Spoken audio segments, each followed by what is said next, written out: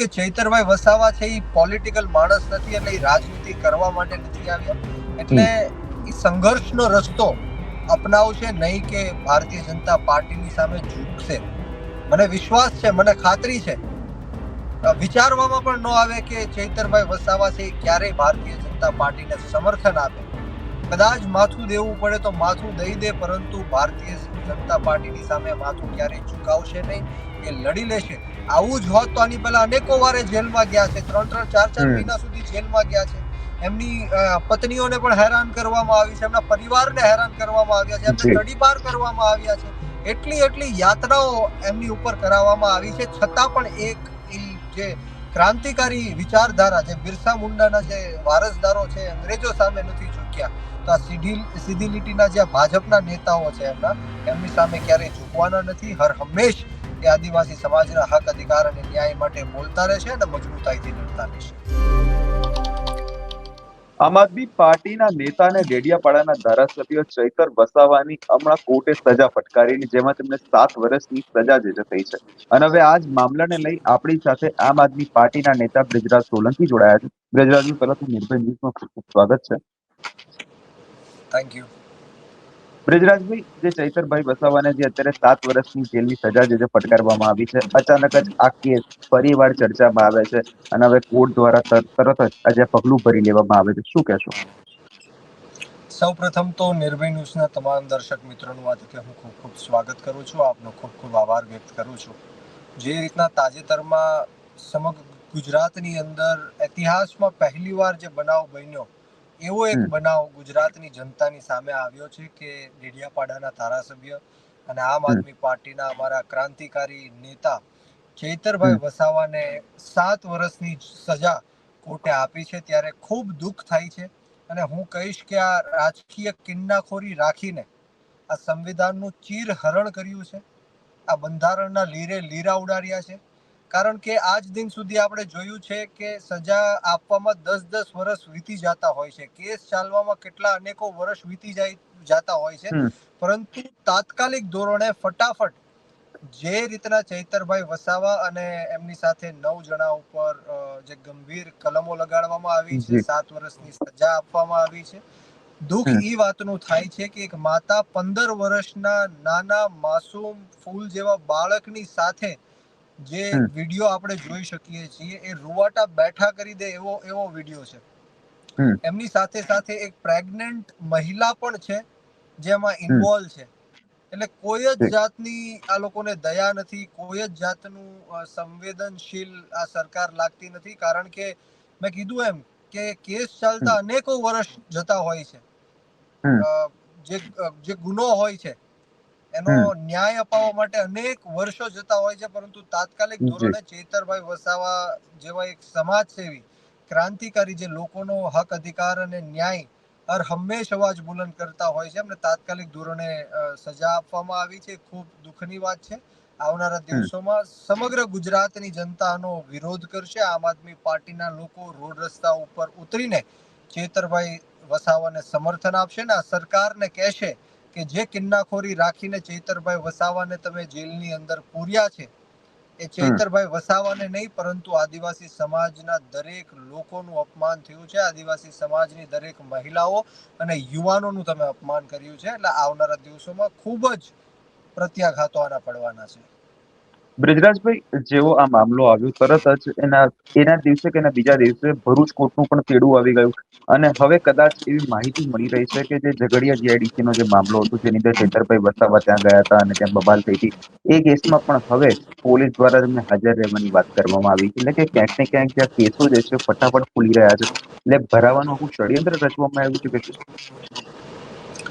જી, ચૈતરભાઈ વસાવા નહીં માત્ર એમએલએ તો ગૌણ વસ્તુ છે એમની માટે, પરંતુ આદિવાસી બેલ્ટ તમે લઈ લો, તેમના યુવાનો હોય, મહિલાઓ હોય, ઓબીસી, એસસી એસટી સમાજના લોકો હોય, આદિવાસી સમાજના લોકો હોય, એમના અનેકો મુદ્દા ઉઠાવ્યા છે, અનેક વાર એમને ન્યાય અપાવ્યો છે. ત્યારે સરકારને એવું લાગ્યું કે જો ચૈતર વસાવા બહાર આવી રીતના લોકોનો અવાજ બુલંદ કરતો રહેશે તો આદિવાસી બેલ્ટ હોય કે સાઉથ ઝોન હોય, ત્યાં ભારતીય જનતા પાર્ટી સાફ થઈ જશે.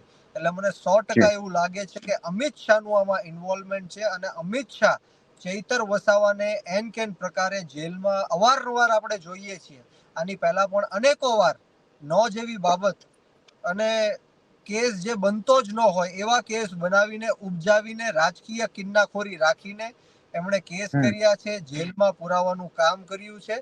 ત્યારે હું 100% એવું માનું છું કે આ ચૈતરભાઈ વસાવાને જેલમાં પૂરવાથી ભારતીય જનતા પાર્ટી જો એવું સમજતી હોય કે જીતી જશે કે લોકો ઉપર એમનો દબદબો બનાવી રાખશે તો ચૈતરભાઈ વસાવા ઘરે ઘરે પેદા થશે અને આવનારા દિવસોમાં જે રીતના ગુજરાતની જનતાએ જ્યારે એમને જરૂર પડી છે ત્યારે ગાંધી અને સરદારને પેદા કરવાનું કામ કર્યું છે એ જ રીતના ઘરે ઘરે આદિવાસી સમાજના લોકો ચૈતર વસાવાને પેદા કરવાનું કામ કરશે, જે જળ, જંગલ અને જમીન માટે છેલ્લા શ્વાસ સુધી લડતા રહેશે.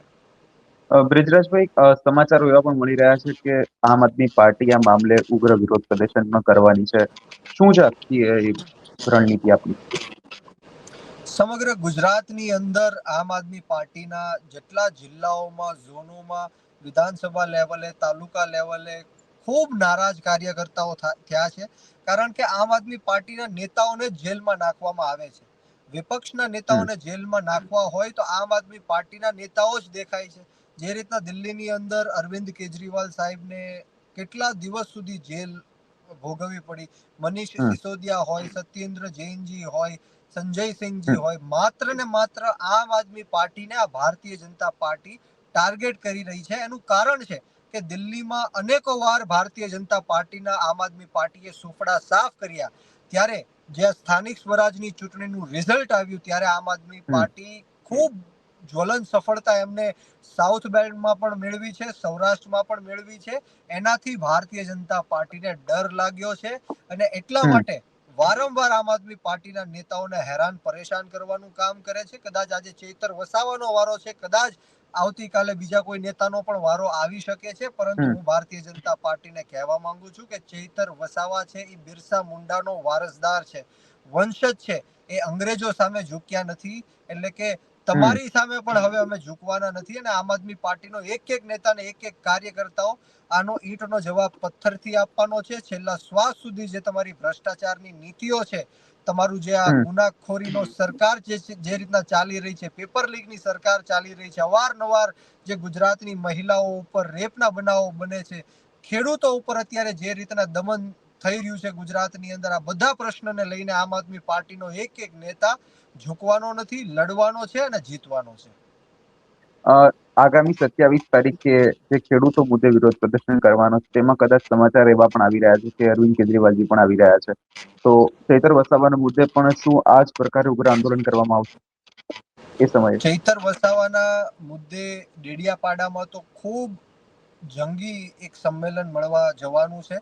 સાથોસાથ ખેડૂતોના મુદ્દે જે 27 તારીખે સુરેન્દ્રનગરમાં મહાપંચાયત મળવાની છે એમાં પણ કદાચ અરવિંદ કેજરીવાલ સાહેબ આવી શકે છે. કારણ કે અરવિંદ કેજરીવાલ સાહેબને ગુજરાતની ખૂબ જ ચિંતા છે. આની પહેલા પણ જ્યારે સુદામડા ખાતે સંમેલન બોલાવવામાં આવ્યું હતું અને લાખોની સંખ્યામાં જ્યારે ખેડૂતો અરવિંદ કેજરીવાલ સાહેબના સમર્થનમાં ખેડૂતોના હક અધિકાર અને ન્યાય માટે આવ્યા હતા, ત્યારે 27 તારીખે પણ ખૂબ મોટું એક મહાપંચાયતનું આયોજન કરવામાં આવ્યું છે. જે રીતના ગુજરાતની અંદર ગેરકાયદેસર રીતના ખેડૂતોને દબાવીને એમના ખેતરમાં વીજ પોલ થાંભલાઓ નાખવાનું કામ આ પ્રાઇવેટ કંપનીઓ કરે છે, એમના વિરોધમાં આવનારા દિવસોમાં અમે સાથે મળીને ખેડૂતોના હક અધિકાર અને ન્યાય માટે અવાજ બુલંદ કરશું અને જે પણ લેવલે ખેડૂતોના મુદ્દે અમારે લડવું પડે એ મુદ્દા ઉપર લડીશું.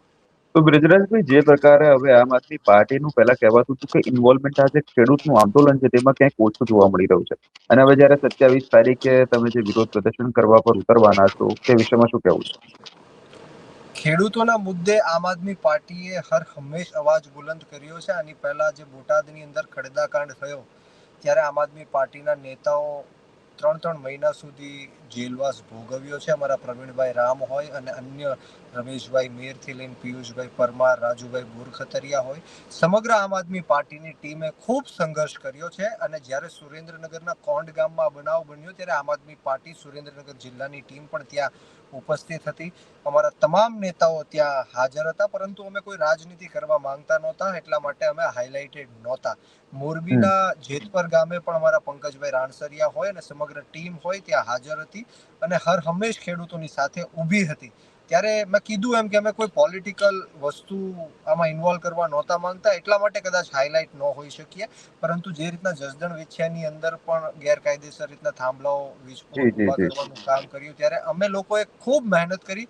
આમ આદમી પાર્ટી જસદણ વિછિયાના જે તમામ હોદ્દેદારો છે, સમગ્ર ટીમ છે, એમણે ખૂબ સંઘર્ષ કર્યો અને આજ દિન સુધી કામ ચાલુ નથી કરવા દીધું. એટલે આમ આદમી પાર્ટી હર હંમેશ ખેડૂતોના હકની વાત કરે છે. એવું કઈ નથી કે ઓછું ઇન્વોલ્વમેન્ટ હોય કે વધારે ઇન્વોલ્વમેન્ટ હોય, પરંતુ હર હંમેશ અમે ખેડૂતોના મુદ્દે હમ બોલીએ છીએ. આવનારા દિવસોમાં પણ બોલતા રહેશું. બ્રિજરાજભાઈ, છેલ્લો સવાલ. ચૈતરભાઈ વસાવા જ્યારે જેલમાં ગયા તે બાદ ઈસુદાન ગઢવી દ્વારા પણ આ જ વાત કહેવામાં આવી હતી કે ક્યાંક ને ક્યાંક ભાજપના નેતાઓ એવું ઈચ્છે છે કે તે ભારતીય જનતા પાર્ટીમાં જોડાઈ જાય, એના જ કારણે આ કેસો કરવામાં આવે છે અને એમને જેલ ભેગા કરવામાં આવે છે. શું કહેશો? જે રીતના દિલ્હીની અંદર આપણે રાઘવ ચડ્ડાનું એક્ઝામ્પલ લઈએ, એમની સાથે અનેક રાજ્યસભાના સાંસદો છે ભારતીય જનતા પાર્ટીમાં જોડાણા. એની હમ પહેલા તમે જુઓ, 3 દિવસ પહેલા એમને ઈડીની રેડ પડે છે, સીબીઆઈની રેડ પડે છે, અને 3 દિવસ પછી જ એ ભારતીય જનતા પાર્ટીમાં જોડાઈ જાય છે. એટલે હમ આખી એક આ ભારતીય જનતા પાર્ટીનું ષડયંત્ર છે, ટ્રીક છે, કે જે નેતાઓ વિપક્ષના હોય, જે અવાજ બુલંદ કરતા હોય, લોકોનો હક અધિકાર અને ન્યાયની માંગ કરતા હોય, એમને પહેલા ઈડીની રેડ પાડવામાં આવે, સીબીઆઈની રેડ પાડવામાં આવે, ઇન્કમ ટેક્સની રેડ પાડવામાં આવે, પોલીસ દ્વારા હેરાન પરેશાન કરવામાં આવે. આવા અનેક પ્રયત્ન કરીને એમને લાલચો આપવામાં આવે, એમને ટિકિટની ઓફરો, મિનિસ્ટ્રી ઓફર કરવામાં આવે. પરંતુ ચૈતરભાઈ વસાવા કોઈ રાજકીય માણસ નથી, એક સામાજિક માણસ છે, અને એમનું જે એમની જે કરિયર છે એ સામાજિક લેવલે સ્ટાર્ટ કર્યું છે. અને હર હંમેશ મેં કીધું એમ કે ધારાસભ્ય તો એક ગૌણ વસ્તુ છે એમની માટે. અત્યારે એક મસીહા બનીને આદિવાસી જી બેલ્ટમાં ઉભરી આવ્યા છે. નોટ ઓનલી આદિવાસી બેલ્ટ, પરંતુ સૌરાષ્ટ્રની અંદર જુઓ તો ચૈતરભાઈ વસાવાની ખૂબ મોટી લોકચાહના છે. એનાથી ડરીને, એનાથી ગભરાઈને ભારતીય જનતા પાર્ટીને એવું લાગ્યું કે જો ચૈતર વસાવાને આપણે અંદર નહીં કરીએ અને બોલતા નહીં રોકીએ, કામ કરતા નહીં રોકીએ, તો આવનારા દિવસોમાં 2027ની ચૂંટણીમાં આમ આદમી પાર્ટી ખૂબ જ્વલંત સફળતાથી વિધાનસભામાં પહોંચશે. એટલા માટે આમ આદમી પાર્ટીના નેતાઓ ઉપર આવી રીતના અવારનવાર ષડયંત્ર રૂપી કાવતરાઓ રચવામાં આવે છે. શું લાગે છે બ્રિજરાજ, જોડાઈ જશે ચૈતરભાઈ ભાજપમાં, જે પ્રકારે અત્યારે એ વાતો ચાલી રહી છે? મેં કીધું એમ કે ચૈતરભાઈ વસાવા છે એ પોલિટિકલ માણસ નથી, એટલે એ રાજનીતિ કરવા માટે નથી આવ્યા. એટલે હમ એ સંઘર્ષનો રસ્તો અપનાવશે, નહીં કે ભારતીય જનતા પાર્ટીની સામે ઝૂકશે. મને વિશ્વાસ છે, મને ખાતરી છે, વિચારવામાં પણ ન આવે કે ચૈતરભાઈ વસાવા છે ક્યારેય ભારતીય જનતા પાર્ટીને સમર્થન આપે. કદાચ માથું દેવું પડે તો માથું દઈ દે, પરંતુ ભારતીય જનતા પાર્ટીની સામે માથું ક્યારેય ઝુકાવશે નહીં. એ લડી લેશે. આવું જ હોત તો આની પહેલા અનેકો વારે જેલમાં ગયા છે, 3-3, 4-4 હમ મહિના સુધી જેલમાં ગયા છે. એમની પત્નીઓને પણ હેરાન કરવામાં આવી છે, એમના પરિવારને હેરાન કરવામાં આવ્યા છે, એમને જી તડીપાર કરવામાં આવ્યા છે. એટલી યાતનાઓ એમની ઉપર કરાવવામાં આવી છે, છતાં પણ જે ક્રાંતિકારી વિચારધારા, જે બિરસા મુંડાના જે વારસદારો છે, અંગ્રેજો સામે નથી ઝૂક્યા. તો આ સીધી લીટીના જે ભાજપના નેતાઓ છે એમની સામે ક્યારેય ઝૂકવાના નથી. હર હંમેશ એ આદિવાસી સમાજના હક અધિકાર અને ન્યાય માટે બોલતા રહેશે અને મજબૂતાઈથી લડતા રહેશે. જી બિલકુલ, આપ અમારી સાથે જોડાવા ખૂબ ખૂબ આભાર બ્રિજરાજભાઈ. Thank you. તો અહીંયા તમે સાંભળ્યા બ્રિજરાજ સોલંકીને, જે પ્રકારે હવે ડેડિયાપાડાની અંદર જે વિરોધ પ્રદર્શન થવાનું છે, જે પ્રકારે ચૈતર વસાવામાં એક સભા યોજાવા જઈ રહી છે, એને લઈ જોવાનું એ રહેશે કે આગામી દિવસોમાં સરકાર દ્વારા આ મામલે શું વલણ અપનાવવામાં આવે. શું બ્રિજરાજ સોલંકીએ જેમ કહ્યું ભારતીય જનતા પાર્ટીના નેતાઓમાં નહીં જોડાય, એવા ઘણા સવાલોના જવાબ આપણને થોડાક સમયમાં મળશે. આપ જોતા રહો નિર્ભય ન્યૂઝ અને અમારી ચેનલને લાઇક, શેર અને સબસ્ક્રાઇબ કરવાનું ભૂલશો નહીં.